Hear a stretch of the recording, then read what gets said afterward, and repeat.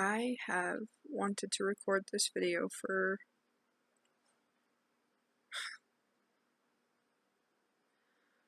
God only knows how long. I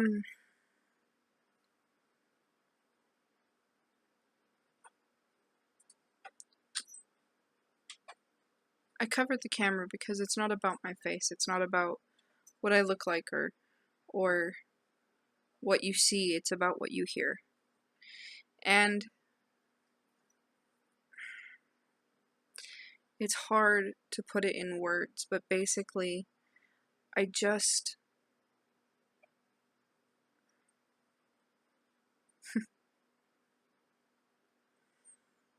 there are so many things going on in the world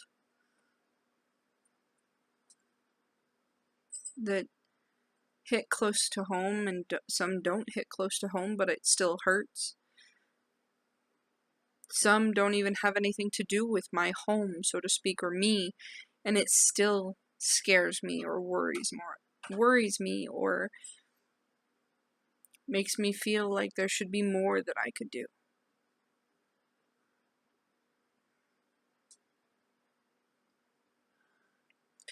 A great man said, maybe one person can change the world, can make a difference.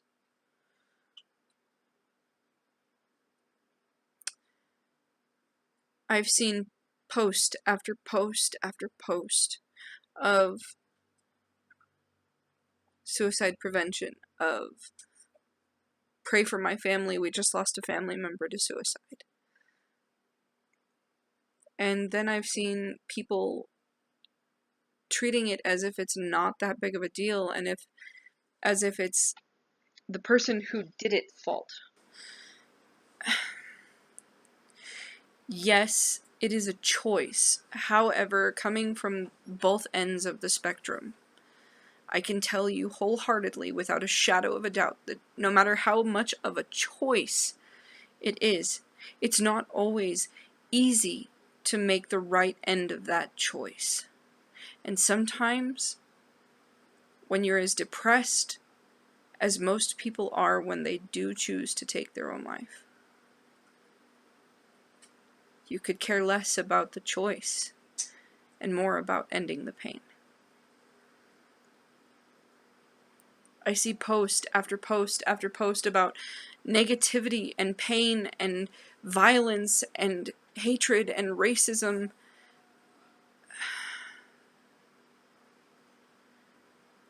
And it scares me away from my social media for weeks at a time. Sometimes months. Because I just don't want to see those posts. I know it exists, and I know it's a real life thing that we have to deal with. I just don't want to hurt every day of my life for other people. And you can sit there and tell me, well, that's a choice and you don't have to, and just ignore it. It's not always that easy when you're as open-hearted as I am. There are people in this world that can walk by a homeless man on the street and not bat an eyelash, and in their head be thinking, get a job, you bum, or what a slob. You have no idea what his life is like. He might have made wrong choices. He might have been a druggie.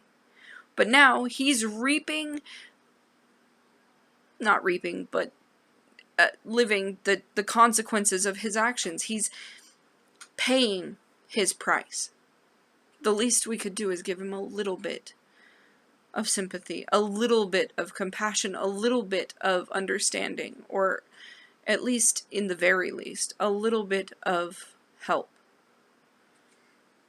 There are people in this world who can look at someone and go, oh God, they're gay. I hope they stay away from me.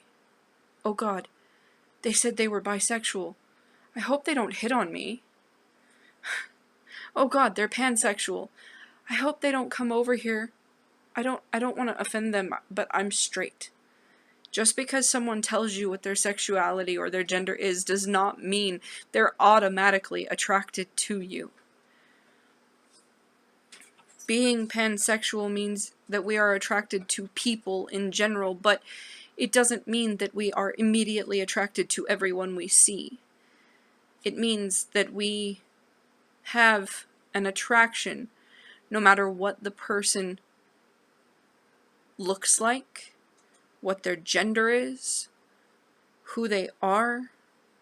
As long as their personality is something that makes us happy and they are a good person and they treat us right and they respect us, that's all that matters.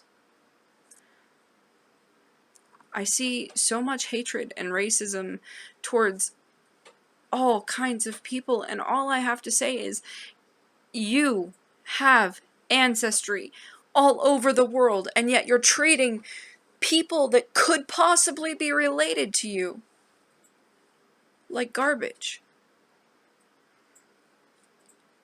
I don't care if your skin is white, brown, pink, purple, polka dotted, striped, pigmentless.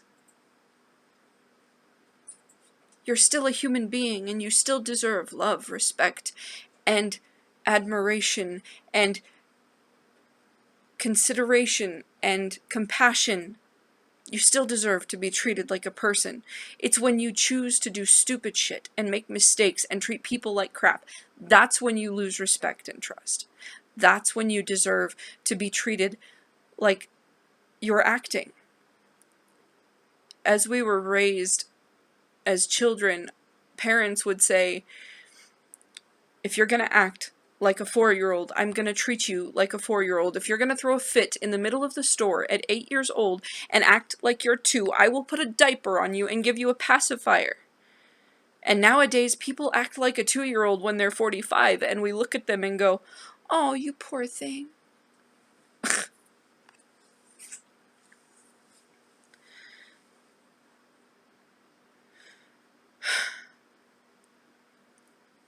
I have wanted to record this for the longest time.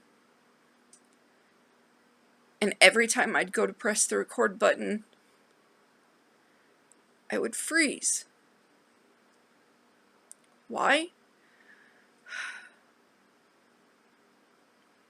Because I was afraid. Afraid of judgment. Afraid of hatred. Afraid of losing people. Because of who I am. Because of how I feel.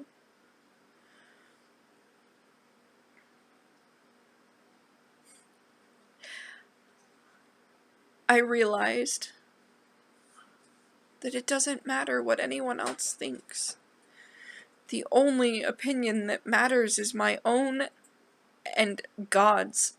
Yes, I have atheist friends. No, I do not expect them to immediately believe in God just because I say He exists. And no, I do not intend on pushing my religion on them. They believe what they believe, and that is okay with me. I have Wiccan friends.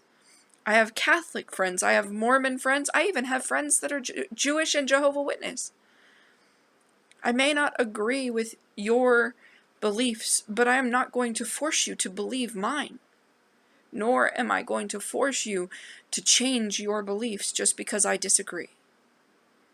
I like you for who you are as a person, not what you believe, not what you look like, not your gender, not your sexuality, your personality. I love people.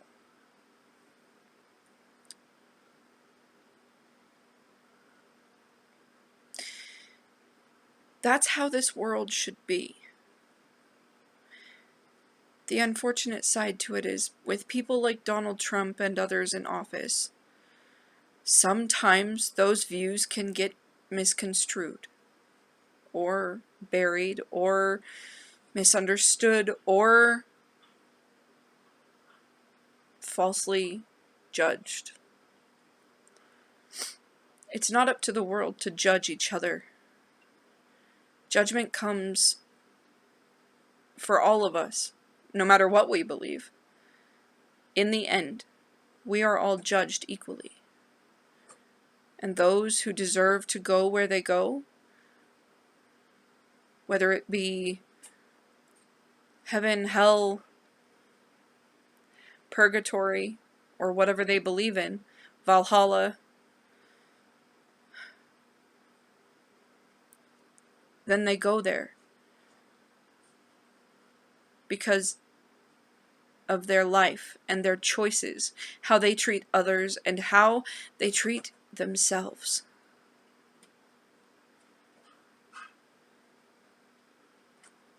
I am who I am.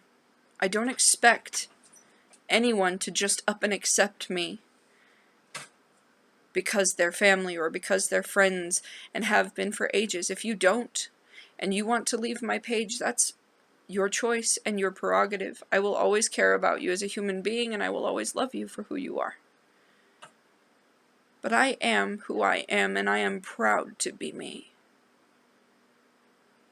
I am tired of hiding in the shadows. I am tired of people saying, well, you have to fit to the status quo, and you have to be careful because there are people up. You know what? Let them come. I am proud of who I am. And I refuse to be afraid. I refuse to hide. And I refuse to accept your criticism and your judgment and your hatred and beat myself up with it and hide in a corner and be depressed. I have come close to meeting death multiple times by my own hand, and I'm not proud of it. But I got the help I needed. And I found where I am happy. And there's one person on this planet that saved my life more times than I can count.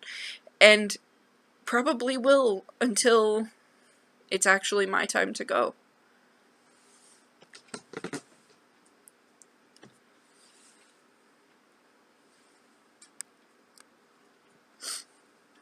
And right now, he's struggling too. So for me to hide behind all of my pain and just dwell away from the world would be neglecting what really needs taking care of.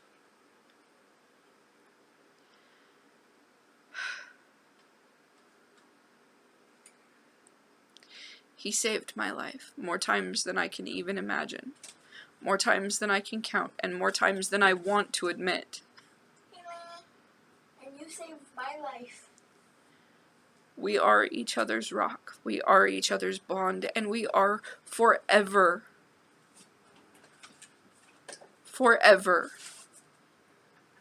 and always there for each other.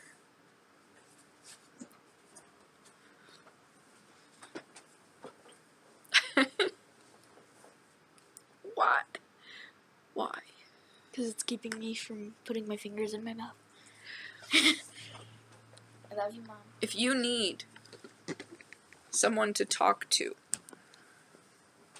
someone to vent at, rant at, whatever, my inbox is always open, but do not expect me to just sit by and not say something. I'm sad now. If you want to vent, that's fine, but I will have something to say. It'll always be positive and it will always be supportive, but it will be something. I'm tired of hiding who I am. And I'm tired of being afraid of who does or doesn't accept me.